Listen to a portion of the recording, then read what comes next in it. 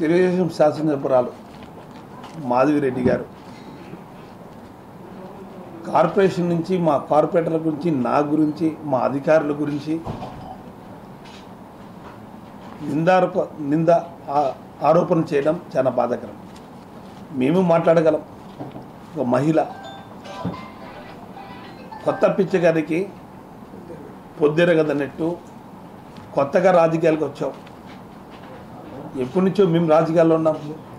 GO చూసుకోలేదంటది. ఏదో కొత్త GO వచ్చినట్టు. ఆమె ఏం జీవో చూసింది? వాళ్ళ తెలుగుదేశం పార్టీ ఏమైనా కొత్త జీవో ఇచ్చినాడా?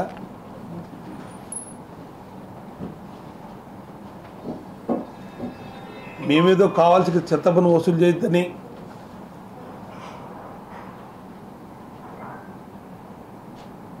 క్లాప్ ప్రోగ్రామ్ని మేము తీసేసామని అవక్కులు చవక్కులు మారుతారు. మాకు ఇంకా ప్రజల మీద ప్రేమ ఉంది.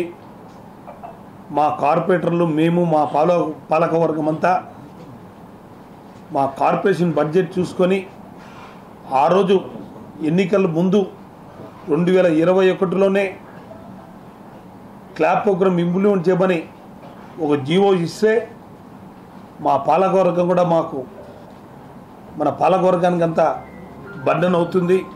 దీనంతా భరించాలంటే మన కష్టం. పేద ప్రజలకి 70 రూపాయలు 100 రూపాయలు వసూలు చేయమని మనకి జీవో ఇచ్చినారు. కానీ స్లమ్స్లో మనం గవర్నమెంట్ పెట్టిన ప్రోగ్రామ్ క్లాప్ కూడా మనం ఎత్తేయకూడదు. మనం ఇంప్లిమెంట్ చేద్దాం. అంతో ఇంతో కడప నీట్గా ఉంటుంది. క్లీన్ కడపగా మనం చేయగలం. దీనివలన కొత్త ఆటోలు వస్తాయి. మనం ఏదో కొద్ది భారం మోపుదాం అనే ఆలోచనతో స్లమ్స్లో 30 రూపాయలు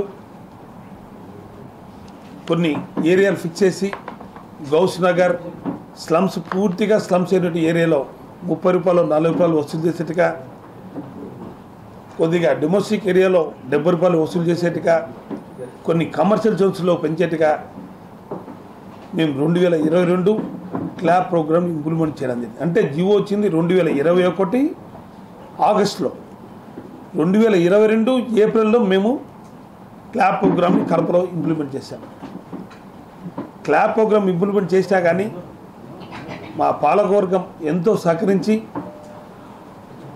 కేవలం 75 లక్షలు ఖర్చు వస్తుంటే కేవలం రాబడి 35 లక్షలు, 40 లక్షలు, 20 లక్షలు ఒక నెల వసూలవుతున్నా కానీ కార్పొరేషన్ అంతో ఇంతో ఆ బరాన్ని మోయిస్తూ ఓన్లీ క్లాప్ ప్రోగ్రామ్ ఒకటి సక్సెస్ కావాలంటే ఆ డ్రైవర్ ఒకడు బండి తొలగకపోతే వీధిలో చెత్త వేయలేరు.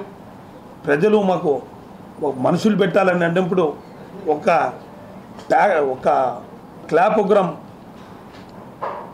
అది ఆటోకి 2 వర్కర్ని అరేంజ్ చేయడం జరిగింది. అంటే 100 ఆటోలకి 100 × 2 200 మంది మేము అదనంగా వర్కర్లు అరేంజ్ చేసి క్లాప్ ప్రోగ్రామ్ ఓన్లీ 100 ఆటోలకి 65 లక్షలు నెలకు ఖర్చు వస్తుంటే అదనంగా వర్కర్లకి 200 రూపాయలు ఇంటూ నెలకి 12,000, అది 40 లక్షలు ఖర్చు వస్తుంటే 1 కోటి రూపాయలు మేము భారం పోస్తున్నాం.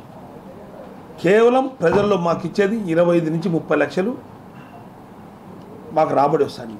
అయినా కానీ కార్పొరేషన్ మేమంతా బరాయిస్తూ ఎన్నికలు అయిపోయిన తర్వాత మీకు క్లాప్ ప్రోగ్రామ్ పూర్తిగా ఎత్తడం జరిగింది. 1 రూపాయి కూడా మీరు వసూలు చేయొద్దండి, మీరు కట్టద్దండిని చంద్రబాబు ఓవరాల్ ఇన్స్ట్రక్షన్ ఇచ్చి ఈరోజు క్లాప్ ప్రోగ్రామ్ మేము తీసినామంటారు. ఈరోజు కూడా క్లాప్ ప్రోగ్రామ్ కడప నగరంలో, చిత్తూరులో అన్ని వెహికల్స్ తీసేసినారు, తిరుపతిలో తీసేసినారు, పొద్దుటూరులో తీసేసినారు, అనంతపూర్లో తీసేసినారు, ఈరోజు నెల్లూరులో తీసేసినారు.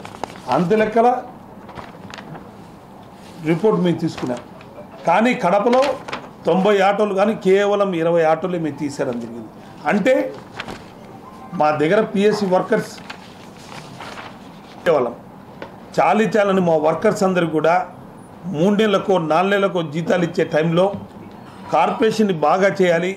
తెలుగుదేశం ప్రభుత్వంలో పూర్తిగా అనేకరకమైంది. బిల్లు లేక, కార్పొరేషన్లో జీతాలు లేక, కరెంట్ బిల్లు కట్టలేక ఇవన్నీ ఉన్నాయి. అంటే మా కార్పొరేషన్కి ఒక క్లాప్ ప్రోగ్రామే ఉన్నది అనుకుంటారా? ఎంత బర్డన్ ఉంది. ఎలక్ట్రిసిటీ బిల్ ఎంత వస్తుంది, స్ట్రీట్ లైట్స్ కరెంట్ బిల్ ఎంత వస్తుంది. సరాసరి మా డబ్బులు ఆడికి సరిపోతాయి. అంటే 76 కోట్లు కలెక్షన్ అయితే 72 కోట్ల రూపాయలు దీనికే సరాసరిగా పోతుంది. అంటే మేము శానిటేషన్కి ఎంత ఖర్చు పెడుతున్నాం, ఎంతమంది వర్కర్స్ ఉన్నారు, ఎంతమంది జీతాలు పెట్టాం, అది కాకుండా మేము నైట్ కూడా శానిటేషన్ క్లియర్ చేస్తున్నాం.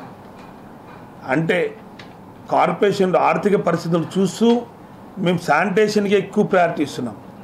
అదే కాకుండా ఫస్ట్ ప్రయారిటీ డ్రింకింగ్ వాటర్ ఇస్తున్నాం. గతం చూసాం మనం 2014, 2019 వరకు నేనే మేయర్. అప్పుడు పాలకవర్గం మాదున్నా కానీ అధికార పార్టీ తెలుగుదేశం పార్టీ. మాకు ఎవరు ఇస్తారు? చెత్త పన్ను కలెక్ట్ చేయద్దన్నారు, మాకు డబ్బు రాలేదు. రేపు కట్టాలంటే కార్పొరేషన్ అంతా మేము బడ్డను కట్టాలంటే ఎవరు కట్టారు? అధికారంలోకి వచ్చి 3 నెలలు అవుతుంది. మీరు ఇంతవరకు అధికారులకి క్లారిఫై చేయలే. ప్రతిరోజు అధికారులకి వీడియో కాన్ఫరెన్స్ మాట్లాడతారు నారాయణ.